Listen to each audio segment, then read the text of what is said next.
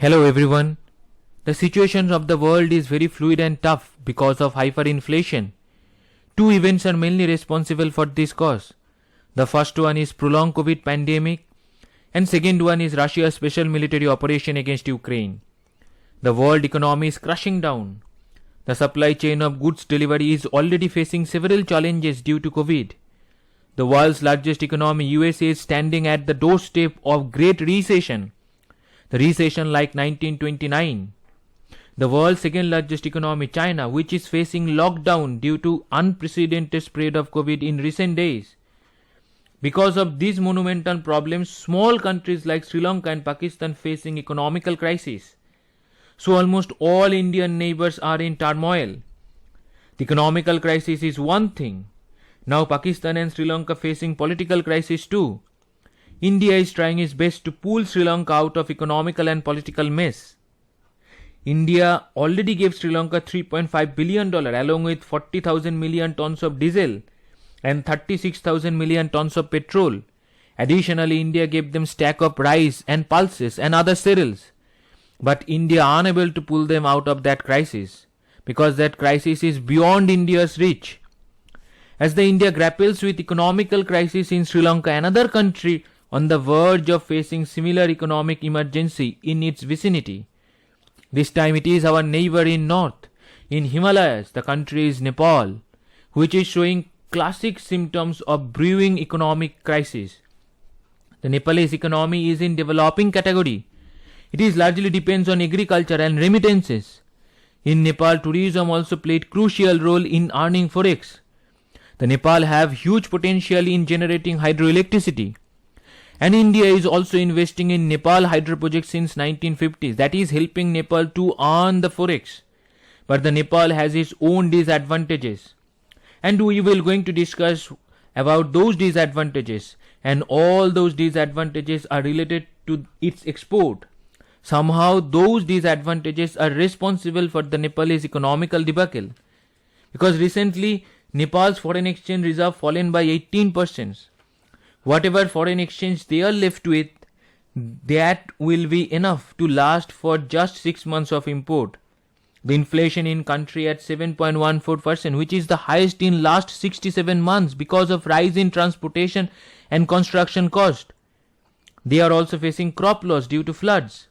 Fuel price is touching its zenith because of Ukrainian invasion. This is not the end of the crisis. The fall in the rate of Nepal Stock Exchange by 41.77% has eroded the confidence of investors in the country. So this is indications of the Nepalese economical debacle. And because of liquidity crunch, the banks and financial institutions have been finding it increasingly difficult to extend loans even to the productive sectors like agriculture, tourism, manufacturing and energy sector. The banks have extended INR 187 billion loans in mid-August and September in 2021. But it reduced drastically to mere INR 11 billion in mid-January-February 2022. The World Bank has slashed GDP growth from 7% to only 3.7%. The growth rate of economy largely affected due to the impact of the war in Ukraine that increased the cost of fuel and the several agricultural goods. As I said, the Nepalese economy is basically agriculturally dependent. The agriculture share in economy is 31.7% of GDP. It also provides employment to 65% of nation's populations. At this point, as the oil price is touching its high, the import of the agricultural goods are also touching its high.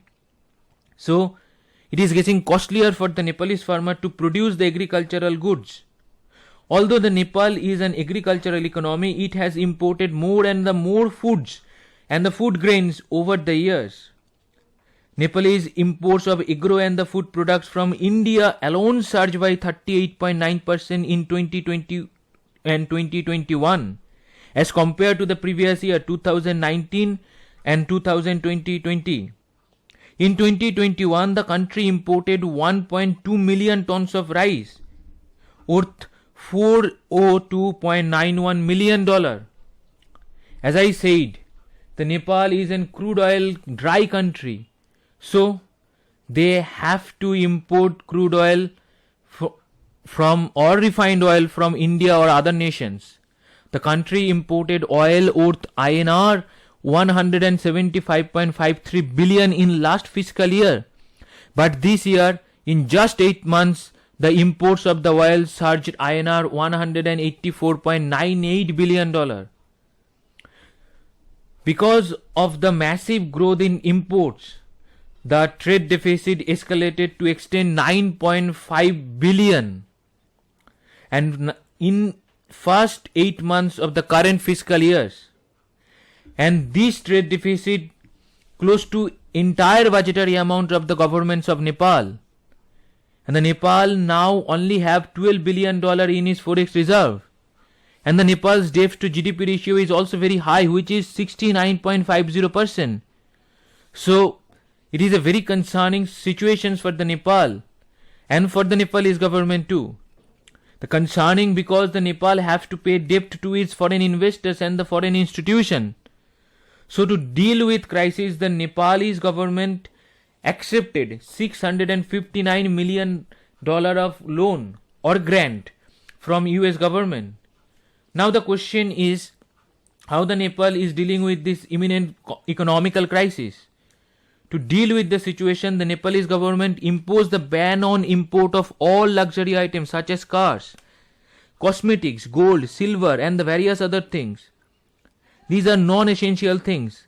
It has also announced an additional holiday, reducing work week to 5-day schedule to tide over the fuel shortages. So what are the decisions this crisis in South Asian countries should take? Since 2014, the South Asia enjoyed the tag of world fastest growing region. That tag was unchallenged until it lost it to East Asia and the Pacific in 2019. These economies never restructured their economy. The Pakistan always heavily depend on borrowing from Saudi Arabia, UAE and USA. Pakistan Chinese sponsored China-Pakistan economic corridor is not the reason that the Chinese economy is falling. Their economy was in shambles even before COVID and CPEC. The Sri Lanka blamed Chinese debt, which is only 10% of their total debt. Nepal blamed COVID to eliminate its Forex because of its heavy dependence on tourism and remittances. To restart the economies, they have to bring massive structural changes in their present economical structure. They have to increase the export. But to increase the export, they have to increase the manufacturing of goods. Now the role is the India. Now the India's role came into play. Only India can share its economies and economical benefits because the India is the manufacturing powerhouse in this region. India manufactures cars, medicine, garments, electrical machinery, even vaccines and the other valuable goods. So the region is looking towards in signing comprehensive economic partnership agreement on joint manufacturing of defense equipment, medicines, including vaccines. Their close integration will benefit Bangladesh by providing its access to a key market like India and help India to get connectivity to Bangladesh and beyond as a part of its Act East policy. So, the South Asia is all India. Without India, South Asia is null and void. As the Nepal is a landlocked country, so the Nepal need India's help to grow. And India always helped Nepal to come out of any kind of problems that the Nepal ever faced. As the India helps Sri Lanka, the same way India will going to help Nepal to regain its economical strength. Now we have reached our questions. The first question is, new is the name of the super applications of which Indian conglomerate? The first option is Reliance Jio. Second option is Amazon. Third is ITC Limited. Fourth is Tata Group. Second question is, which is the host country of COP28 Climate Summit 2023? The first option is India. Second is UAE. Third is Australia. Fourth is UK. So this is the end of the topic. If anyone have any questions about this topic or any other topic, you can contact me through my email address, which is tuhin.power.academy@gmail.com. So thank you very much. Thank you for your support.